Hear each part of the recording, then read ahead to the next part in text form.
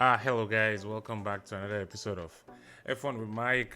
First of all, I would like to start off this video by apologizing for last week. I know there was a race and I was not available for any streams and I didn't post any video, either like a review or my preview or review for that, but for the race at Imola. But yeah, life was happening and there were more important things than Formula One for me at that point. So yes. Well, anyway, we're back to it. It's back-to-back race weeks. Yeah, for the first time this year. Yeah, so this weekend is the Monaco. We did Imola last week. The Monaco Grand Prix. Well, what do you know about Monaco? Had to overtake. Race might be pretty boring, but it might be interesting because there're gonna be a lot of safety cars. Is there gonna be rain? I don't think there's any forecast for rain this weekend. But before I go into my preview for the race at Monaco this weekend, let me get into a recap, at least, since I didn't post any video or was live for any of the sessions this past week, the past week. So let's get into it. What happened at the Imola Grand Prix? The Emilia Romagna. That's it, right? Yeah. No. Emilia Romagna is the next one. So Italy has two races, so I guess that's why. Anyway, but Imola Grand Prix, what happened?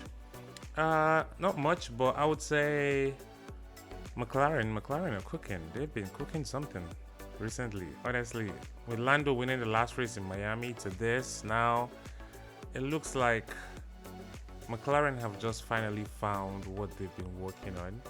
And honestly, I don't know, maybe it's because I haven't streamed the last two races, but there's just something about when I don't stream a race, Lando is giving us hopes for some interesting title fight.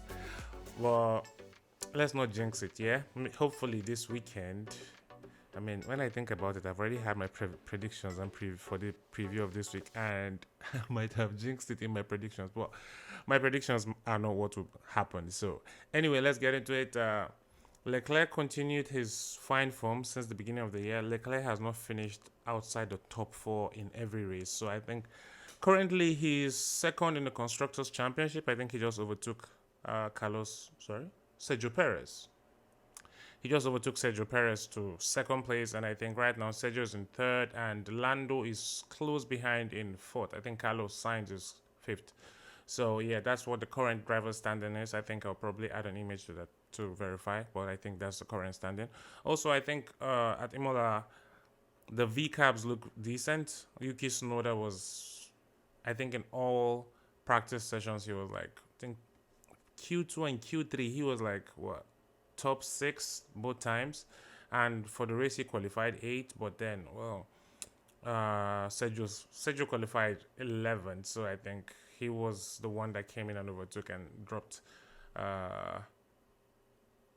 Yuki down a bit. I think even Lance Stroll had a decent race as well. Lance finished 9th, Yuki finished 10th, so but upwards of that is just the regular guys, the McLarens, the Ferraris, the Red Bulls, the Mercedes, both of them. So 8 teams there. Then Aston Martin of Stroll. Alonso had a weekend to forget, to be honest. I don't know what's happening with Alonso, because this season alone, Lance Stroll has like outqualified him like what, 3 times? That's more than Lance got the entirety of last season. So that's just one interesting thing to look out for. Anyway, that's what else happened in the. Okay, yeah, McLaren during the race. Wow, McLaren came alive during the race. Of course, Max qualified in in first position, but that was his 8th consecutive pole position.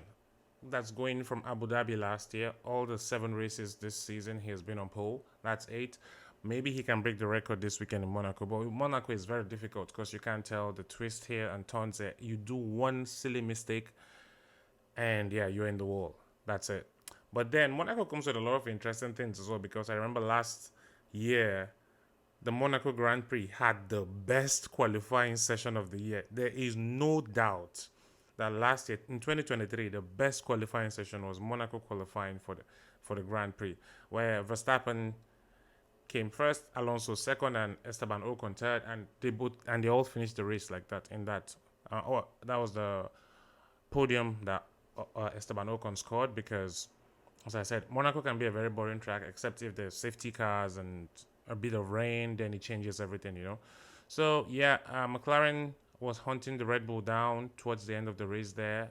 Lando coming into 0.7, I think, point 0.7 to Verstappen. Yeah, but generally the Red Bull struggled. Verstappen was having a lot of issues during the qualifying session. He was sliding all over. The car wouldn't turn. So it did give him a lot of time, but thankfully he was able to. They were able to do something basically. I think with one of their test drivers, they came up with a new setup, and I think it's because of that the setup worked well for qualifying, but it did not work well for the race. That is why we had Lando coming back. If you remember at the start of the race, Verstappen had built up a gap. I think he built up a 6 or 7 seconds gap on the mediums when the race started. But when they got on the hards, he never pulled away. He just maintained the gap, and maintaining the gap with a Red Bull, you would think, oh, he's managing his tires, but no, he was actually pushing like crazy. And at the end, the McLaren was just better on its tires, and it was so close, so close. I think if you missed that race, honestly, you should go back and watch it. It's exciting. It was very exciting. Anyway, so let me get into my preview for the Monaco Grand Prix this weekend. So starting off, before we go into anything else, so this week I think McLaren are showcasing a new livery for their car, and it's called the McLaren Senna. This is in honor of Ayrton Senna. Oh my God, it's so hot. Jesus, what's going on? Am I sweating like this? Anyway, let's get back into it. What was I saying? So yes, McLaren will be unveiling a new livery for this Monaco Grand Prix. It's in honor of Ayrton Senna. If you don't know who Ayrton Senna is, he is a Formula One driver. I think he passed away in the year 1994 in a crash. Yes. So they are honoring him. He's an F1 legend. I think, yes, Verstappen, the record of pole position that Verstappen equaled last week at Imola was Ayrton Senna's record of 8 consecutive pole positions in every race. So maybe Max Verstappen might break it this weekend. We don't know, but fingers crossed. Let's see if that will happen or not. So yeah, that's I think I think a lot of teams are bringing upgrades because like Monaco can be a tricky track, right? So a lot of upgrades to suit the circuit. They are not. It's mostly short corners and short and low speed corners that are all there in really. Because I think Monaco is one of these tracks where the drivers only go full throttle only like 40% of the time on the entire lap. So you can imagine it's not like there's a lot of space for you to like continue speeding. So yeah, we'll see how that goes. Anyway, so into my predictions for the week, and as you know, as the way we start, the flop of the week. My flop of the week is going to be McLaren. Unfortunately, it's going to be McLaren. I know that over the past 2 weeks, they've given us something interesting to see, like more interesting races. I know Lando winning and Lando coming up, almost winning again last week at Imola. And it's just interesting to see because generally on quick, like fast corner circuits, high speed corner circuits, like let's say a good example is Saudi Arabia. The McLaren is so good. They're very good there. But then when it comes to low speed corners, they are not very good. And they're not a lot of straight lines because they have a lot of straight line speed. I think this track will mostly suit the Mercedes the most. So honestly, that's the only reason why I'm going for McLaren as my flop of the week. But fingers crossed, we'll see what happens. But I'm sure they will not perform as they're used to, simply because their car is built for straight lines and high speed corners. But the Monaco is you don't have a lot of straight lines. It's a lot of turns, and you're only on full throttle 40% of the entire lap. So your straight line speed is gonna be meaningless. Also very hard to overtake. Qualifying is all that matters really. And my surprise driver of the week, I'm gonna go with Fernando Alonso because now this is doing, as I said, all my predictions are all vibes. Honestly, simply vibes. I just go with my gut feeling. Whatever I think will happen might happen. Anyway, so why am I going with Fernando Alonso? Alonso has not had like a good race in the last two races. He's just been there, nothing is happening. But because of what Fernando Alonso did here, like did at Monaco last year in 2023, I would go with him because that also their car is also built for circuits like this. I think he was really looking forward to Monaco. He thought he was gonna put the car on pole, like at least win a race last year. He had hopes. So I am gonna go ahead and say he is my surprise driver of the week. Hopefully the Aston Martin still have the right setup for what they did last year and they can still do it again this year. And I mean, I know when it comes to the car development, they are just all over the place really, and there's nothing so interesting about them at the moment. They're just existing, honestly. Even Mercedes have, I mean, generally Mercedes is a big boy. But at the beginning of the season we're saying Aston Martins are better than the Mercedes, but right now it's like even the Mercedes are having a better time than them. So but anyway, I'll stick to my prediction. Surprise driver of the week, Fernando Alonso. And for pole position, I'm going to go with Max Verstappen again. I know it's a boring prediction, but I just want him to break that record. I mean, he has done it already like 7 times this season. So just go 8 consecutive. No, 8 consecutive for the season, but then 9 consecutive overall if you go back to Abu Dhabi last year. So Max Verstappen on pole, surprise driver Fernando Alonso. And for my top 3 predictions for this week, I mean, in Monaco, if you're on pole, you win the race. Like honestly, if you just guide everybody, keep going. As long as there's no safety car, you make a pit stop when there's meant to be a pit stop, and no one is in the wall. But that rarely happens. Monaco is so tiny. It's a very tight street circuit. Very easy to make mistakes. Very easy to crash into somebody. Very hard to overtake. So there's gonna be a safety car somewhere.